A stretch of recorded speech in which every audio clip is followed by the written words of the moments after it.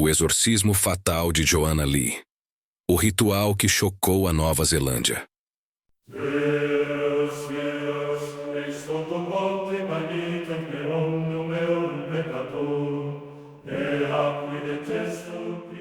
Em um bairro residencial de Auckland, na Nova Zelândia, no ano 2000, algo terrível acontecia por trás das paredes de uma casa aparentemente comum.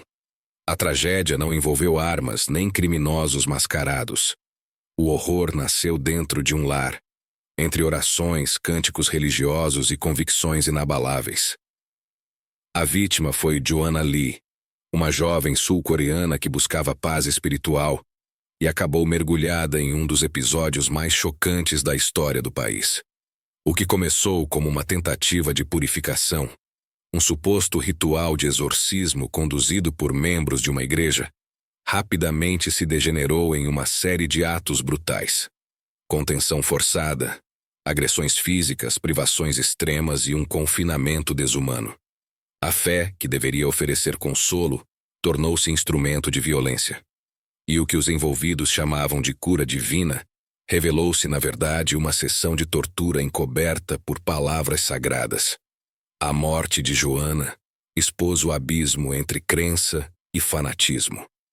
Desnudou uma face obscura do fervor religioso, onde a razão é sufocada pelo medo do sobrenatural, e onde vidas são sacrificadas em nome de uma salvação mal interpretada.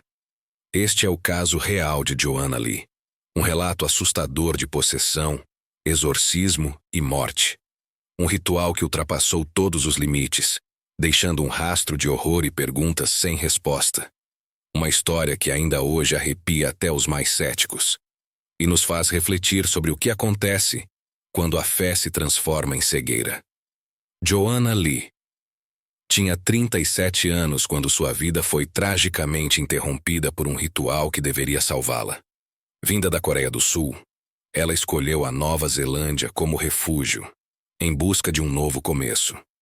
Encontrou abrigo na casa da irmã mais velha, em Auckland, e logo se integrou à comunidade de imigrantes coreanos da região. Discreta, educada e profundamente espiritual, Joanna frequentava com devoção uma igreja pentecostal, liderada por conterrâneos, uma congregação pequena, mas fervorosa. No entanto, algo começou a mudar. Aos poucos, seu comportamento se transformou de maneira inquietante. Ela dizia ouvir sussurros vindos de lugares vazios. Sentia presenças invisíveis à sua volta. Seus olhos, antes calmos, revelavam uma inquietação crescente. Aquelas queixas vagas se intensificaram em um turbilhão de angústia. Ataques de pânico durante a noite, gritos inexplicáveis, longos períodos de silêncio alternados com acessos de fúria. Joanna deixara de se alimentar, recusava-se a dormir, e por vezes parecia estar falando com alguém que só ela via. A irmã, sem saber como lidar com aquele colapso psicológico, ou talvez espiritual, procurou ajuda onde acreditava ser mais seguro, na igreja. Foi então que o pastor, convencido de que se tratava de uma possessão demoníaca, tomou para si a responsabilidade de libertá-la. O que se seguiu não foi um tratamento médico nem um aconselhamento psicológico. Foi o início de uma jornada sombria, que transformaria uma mulher fragilizada em vítima de um ritual violento, conduzido por pessoas dominadas mais pelo medo do inferno do que pela compaixão humana. Ali, entre hinos, cânticos e convicções absolutas, a realidade começou a se distorcer. E o que deveria ser uma tentativa de cura se tornou uma sentença de morte. A liderança da igreja, influenciada por visões espiritualistas e interpretações radicais da Bíblia, concluiu que Joanna estava possuída por um demônio. Não se tratava de um transtorno mental. Era para eles uma batalha espiritual. Durante 6 dias seguidos, Joanna foi submetida a sessões de exorcismo conduzidas por um grupo formado por membros da própria igreja. Eles se reuniam em uma casa onde ela foi mantida, isolada, trancada e sem contato com o mundo externo. O ambiente era tenso. As orações se tornaram gritos. Os cânticos se misturaram a tapas, sufocamentos e violentas contenções físicas. Joanna era segurada no chão por até 7 pessoas ao mesmo tempo. Dizia-se que ela precisava ser purificada, que o demônio dentro dela só sairia se fosse forçado. Durante todo o ritual, a jovem foi privada de água, comida e medicamentos. A febre aumentou. As forças diminuíram. O desespero tomou conta. No 6º dia do exorcismo, o grupo acreditava estar perto da libertação espiritual de Joanna. Mas a realidade era outra. Ela estava à beira da morte. Seu corpo frágil não resistia mais às agressões físicas e à privação. A respiração era ofegante. Seus olhos estavam fundos, a pele gelada. Mesmo assim, os líderes espirituais continuaram, convencidos de que estavam lutando contra uma entidade maligna. Foi somente quando seu corpo finalmente cedeu, sem movimento, sem respiração, que os envolvidos perceberam a gravidade do que haviam feito. Mas já era tarde demais. Joanna Lee estava morta, e o suposto espírito maligno que queriam expulsar levou consigo a vida de uma mulher inocente. A polícia foi acionada apenas 2 dias após a morte. Os membros da igreja tentaram inicialmente ocultar detalhes do ritual. Alegaram que a morte foi acidental. Disseram que estavam apenas orando. Mas a autópsia revelou algo diferente. Joanna havia sofrido múltiplas contusões, tinha hematomas por todo o corpo e sinais de asfixia. A causa oficial da morte foi pneumonia, agravada pela severa desidratação, exaustão e agressões sofridas. 6 pessoas foram indiciadas, entre elas a irmã de Joanna, o pastor responsável e 4 membros ativos da igreja. Todos foram acusados de homicídio culposo e negligência grave. Durante o julgamento, os réus não demonstraram arrependimento. Declararam estar cumprindo a vontade de Deus e afirmaram que Joanna estava realmente possuída.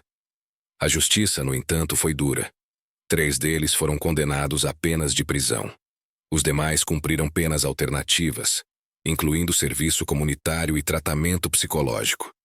O caso ganhou repercussão mundial e foi amplamente divulgado na mídia internacional, provocando debates acalorados sobre os limites da fé, os perigos do fanatismo e o papel da religião em tratamentos de saúde mental.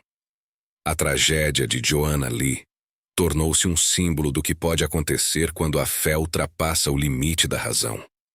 Organizações de saúde mental na Nova Zelândia passaram a monitorar com mais rigor igrejas e grupos religiosos que realizavam rituais de cura. Campanhas foram lançadas para conscientizar sobre a importância de buscar ajuda médica qualificada diante de sintomas psicológicos. O caso também abriu feridas profundas dentro da própria comunidade coreana em Auckland. Muitos passaram a desconfiar das lideranças religiosas. Outros, traumatizados, se afastaram completamente da igreja. E alguns ainda acreditam que Joanna foi de fato vítima de um espírito maligno e que seu sacrifício foi necessário. Mas para a justiça, para a medicina e para quem investigou o caso de perto, a verdade é uma só. Joanna foi vítima de negligência, fanatismo e brutalidade. Ela não precisava de um exorcismo. Precisava de ajuda, de acolhimento, de tratamento. Ainda hoje, mais de 2 décadas depois, o nome de Joanna Lee ecoa como um alerta silencioso para os perigos do extremismo espiritual. Sua história foi registrada em documentários, teses acadêmicas e livros sobre criminologia e psicologia religiosa.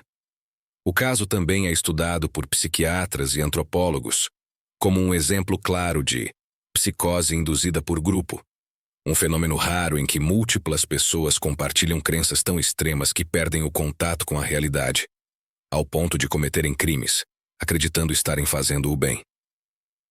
O corpo de Joanna foi levado de volta à Coreia do Sul, onde recebeu um funeral silencioso, sem aplausos, sem pregações, apenas luto e perguntas que jamais terão resposta.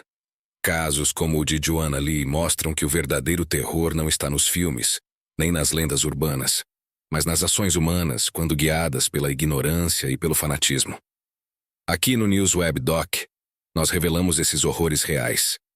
Histórias sombrias, esquecidas, mas que precisam ser contadas. Se você quer continuar explorando os mistérios mais perturbadores do mundo, inscreva-se no canal, ative as notificações e compartilhe este vídeo. O silêncio mata. A informação liberta.